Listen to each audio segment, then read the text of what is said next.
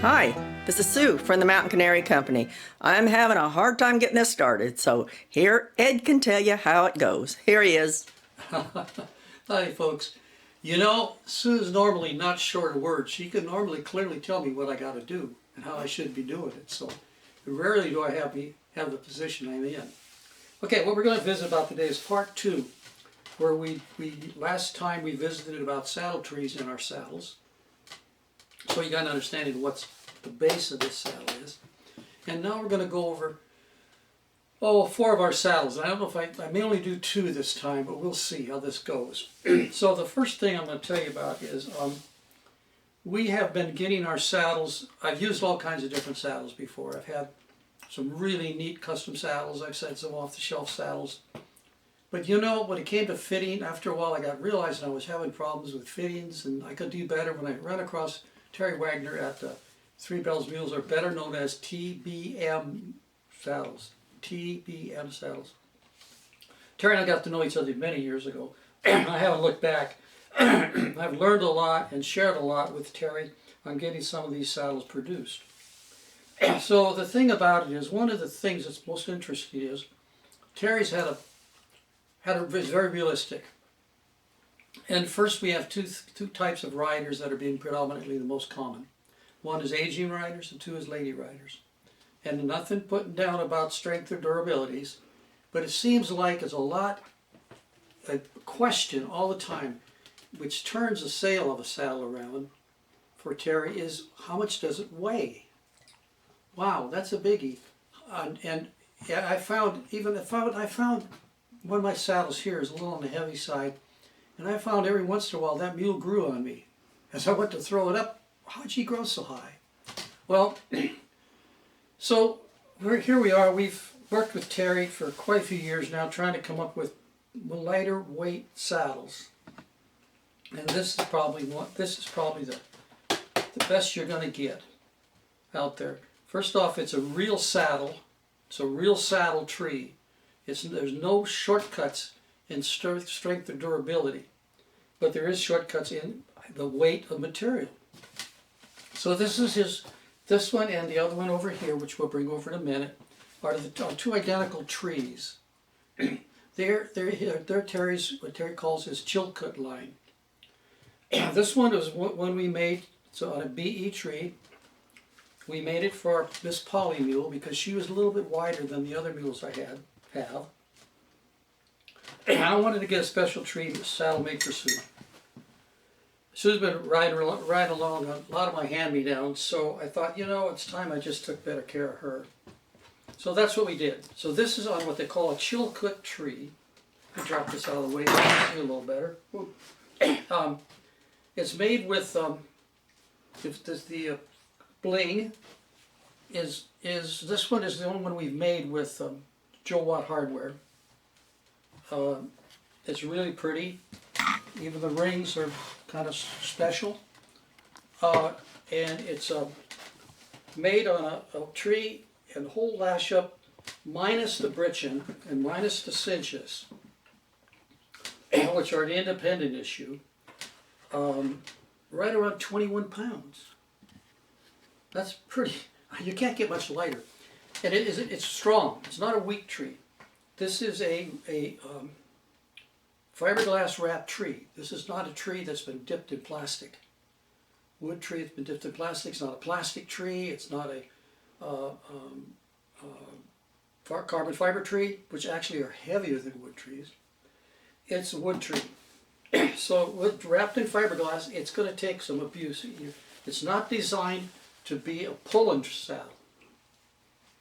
Reason being, the horns on these saddles, these lightweight saddles, are put in with screws, which are surprisingly most of your riding saddles, your saddles that you're going to buy from commercial sales people, are going to just be screwed in.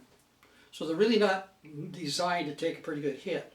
So we don't. The word on this is they're not to be roped with. Well, that doesn't mean you can't pull a branch to the fire or so forth, but still, you have limitations on this horn. And why? The difference is, I've got 2 other saddles that I'll show you later. Both of those are pull-in saddle trees. instead of being screwed in, they're riveted in. Big rivets, they're riveted through the horn, front and back in 4 places. So that allows you to add a lot more strength to it. Plus these forks are kind of not too big. They're kind of small to keep the weight down. I get 21 pounds. Pretty fascinating, really.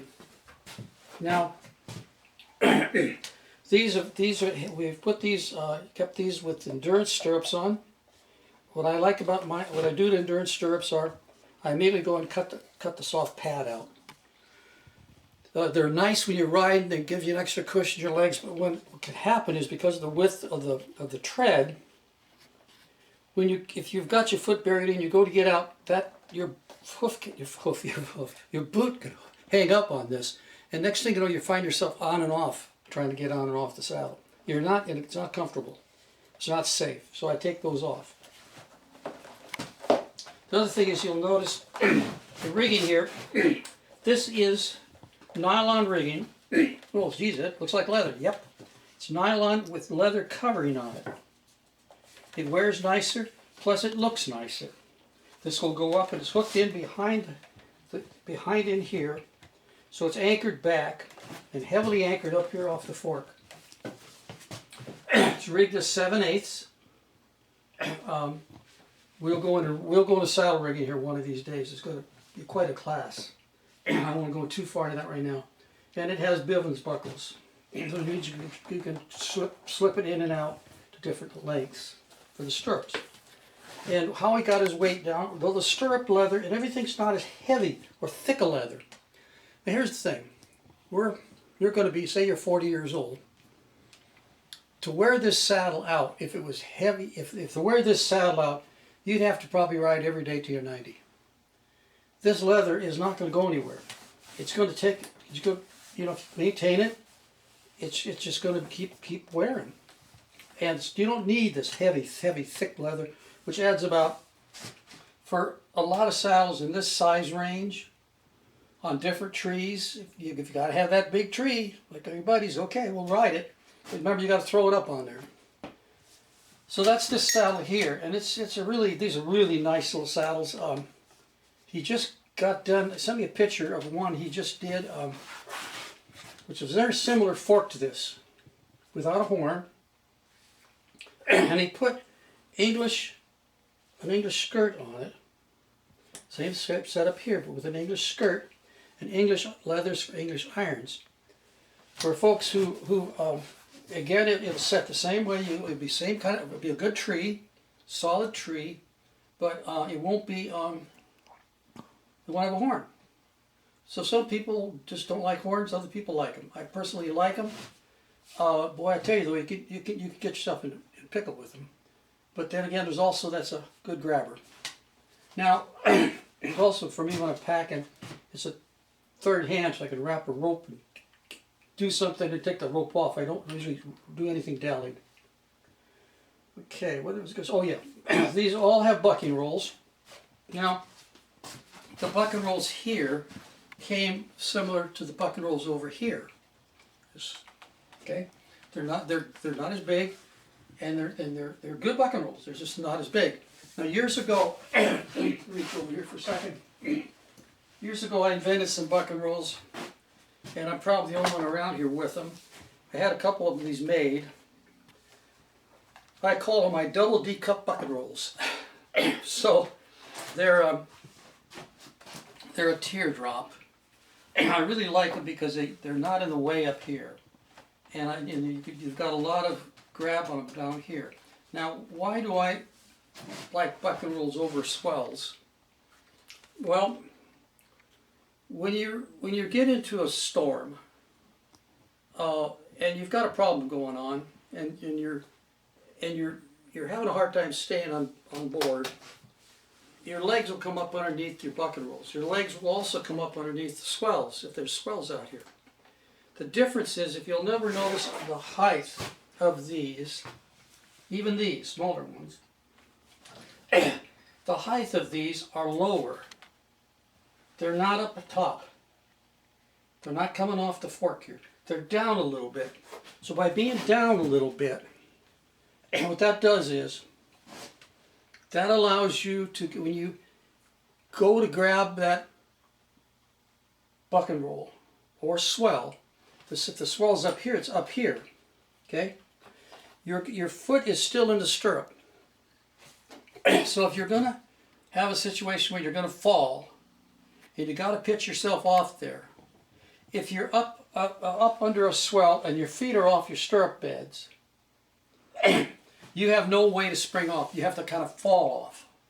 But if under a buck and roll, if you're up under the buck and roll and your foot's still just on top or just about on top of that stirrup, you can straighten your legs out, slam your legs out, and push to help lift yourself off. Especially if you've got a fall going, you still have, your feet are still anchored. If you're under buck and rolls, their feet are still anchored. Under swells, especially if they're up here and forward, you don't have near the anchor point. So that's that for that. So let me move over here and let's see. Is there anything I'm going to see here on you? Really nice little saddles. Let me move this out of the way. We'll bring over this one here. You've seen our videos at all. You've seen this one. This one Sue rides on Sarah all the time. It's identically the same saddle. Identical. A different tree. This is a wider tree. This is a half inch, a quarter inch on each side, narrower. Sarah's narrower. So this saddle goes on to Sarah. Identically the same saddle. In fact, I bought this used from Terry. In fact, this was the first Chilkoot he made. He sold it to some folks. They decided they wanted another one or something else in his line. They brought it back, turned it in, and I found out about it, and I bought it. Used. You can see it's a saddle. Sure doesn't look like it's much used to me. There's sure no abuse to it. But it's the same identical saddle, same weight. Again, you pull all this junk off, and it weighs in around 21 pounds. You see what G said? This I have a hard time putting. I want britching, but I have a hard time putting it on with the britching on it. Well, take the britching off. Take it off, set it aside. Put saddle on, then put your britching on. I know it's a bit of a pain. I don't do it because it is a bit of a pain. But that's how we do it. Well, you could do that. Okay, that's the Chilkoot saddles, and it's Three Bells Mules. It's Terry Wagner. TBM saddles at .com, I guess. And really nice guy, honest, a good fella. He's my age. He's doing these out of his garage. He's got a shop. He's also works with Bowman Saddles. He has. Well, folks, that's kind of it for now. On this one, I'm going to do one more for you after this. I've shown you these lightweight saddles. These are most of the saddles that Sue uses. I've got two more saddles here that I want to show you that I've been using, and mainly ones I use. They're a little heavier duty, but I think you'll find them interesting too. But they're also going to be mule trees, and same as these. Okay, folks, thank you so very much for coming by. I hope this is of interest to you and answers the questions folks have emailed me about. You guys have a wonderful day, and remember, ride as often as you can, but please, please ride safely. We'll see you later. Bye.